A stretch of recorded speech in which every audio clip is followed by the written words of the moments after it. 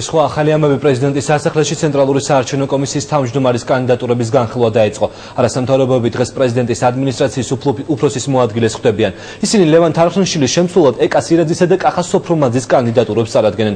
ლაშა მიქაძე განაგრძობს ამ თემას პირდაპირ ეთერში. ის პრეზიდენტის სასახლიდან გვერდება. ლაშა, აქვს თუ არა იმედი არასამთავრობოებს, რომ მათი კანდიდატურები მისაღები იქნება ქვეყნის პირველი პირისთვისაც? და პირველ რიგში გეტყვით იმას, რომ კონსულტაციები უკვე დასრულდა, რამდენიმე წუთის წინ დასრულდა კონსულტაციები პრეზიდენტის სასახლეში. გაირკვა, რომ დღეს მხოლოდ ტექნიკურ დეტალებზე იყო მსჯელობა და კანდიდატურების დასახელება არ მოხდა, იმის გამო, რომ საქართველოს პრეზიდენტი არ იმყოფება ქვეყანაში, გადაწყდა, რომ 10 იანვარს უკვე ბათუმში გაიმართება საბოლოო ცდომა და დასახელდება ის კანდიდატები, რომელსაც უკვე ოპოზიციის წარმომადგენლები აირჩევენ ცენტრალური საარჩევნო კომისიის თავმჯდომარის თანამდებობაზე.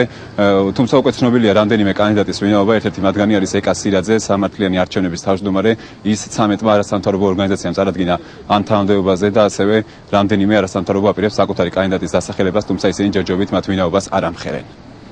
მივიღეთ გადაწყვეტილება, ძალიან რთული იქნება ისეთ დეტალებზე ვისაუბრო, რომელიც ძალიან მნიშვნელოვანი იქნება საბოლოოდ კანდიდატის შერჩევის თვალსაზრისით. ამიტომ უბრალოდ ერთ სიტყვი, რა ძალიან მნიშვნელოვნად მიმაჩნია, ეს არის საჩივრებთან დაკავშირებული საკითხები და საჩივრებზე რეაგირება. ჩვენ გვეყოლება ჩვენი კანდიდატურა, რომელსაც უახლოეს დღეებში გავაჟღერებთ.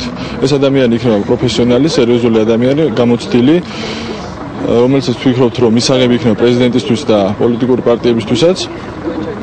ვფიქრობთ, რომ ის იქნება ადამიანი, რომელიც შეძლებს კარგი არჩევნების ჩატარებას. ჩვენ გვაქვს ჩვენი კანდიდატი, ჩვენ საკმაოდ ინტენსიური კონსულტაცია გვაქვს. სამწუხაროდ ახლა მე დღეს არ არის შეხვედრა არც ყოფილა, რომელიც თავიდანვე არ იგეგმებოდა, ვინმეს ოფიციალურად წარდგინა. ჩვენ გვაქვს ჩვენი კანდიდატი და ოფიციალურად წარუდგეთ პრეზიდენტს.